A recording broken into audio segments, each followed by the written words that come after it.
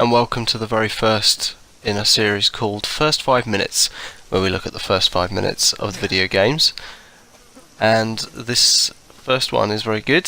I'm very pleased with this one. Resident Evil 7, a game that surprised and scared me in equal measure. Surprised mainly because it recaptured something of the first 2 or 3 games in the series. That sort of air of mystery, that sort of air of helplessness.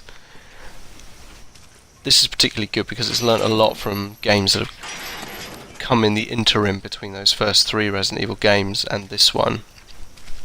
That being the slow burn. I mean, you get to see the plantation house, you get to see how big it is, and yet you're in the middle of this kind of horrible, sort of swampy outback and coming up against things. I mean, there's all this foreshadowing.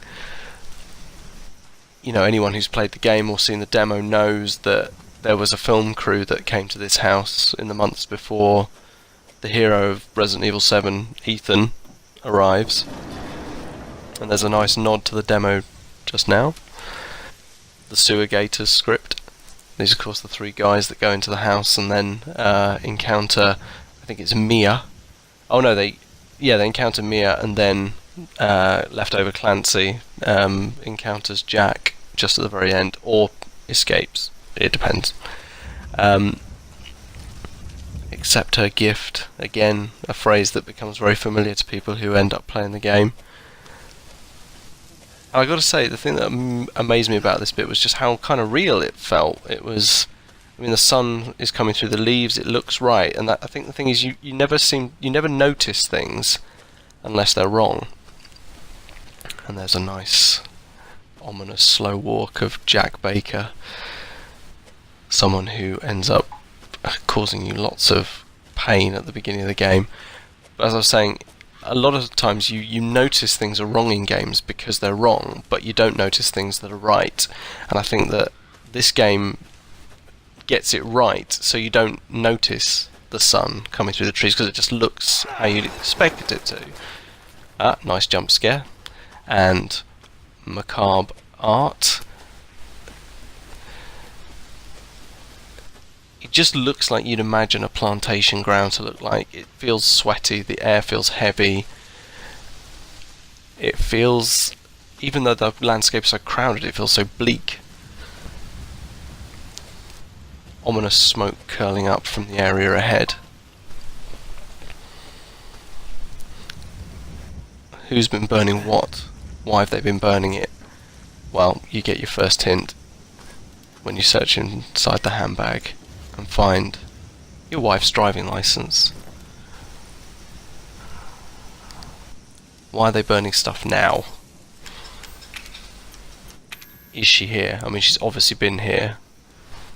Or at least her handbags have.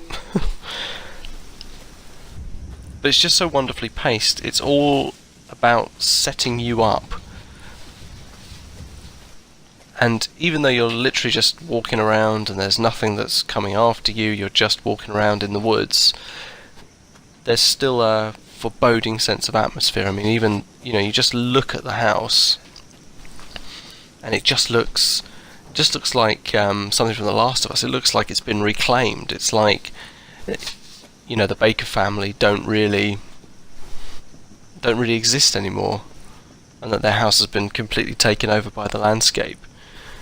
You know, it's just desolate, it's just wood, it's just crumbling, it feels dark and dingy, and the door is closed behind you, and you can't get out again. And then it pulls you into the familiar. So you've gone through this kind of alien landscape walking towards the house, and now you're in those familiar settings of the demo. You need the bolt cutters, you know you need the bolt cutters. You know that when you open the pot lid, all those cockroaches are going to come out, and you're going to get that great animation of Ethan shaking the cockroach off his hand. Look at the grit and the grime and the sort of musty, horrible air. I mean, you can smell it. This place is rich with atmosphere. All in all, a perfect first 5 minutes for a game of this type. It does lose its way towards the very end, a little bit, but it's very, very cool.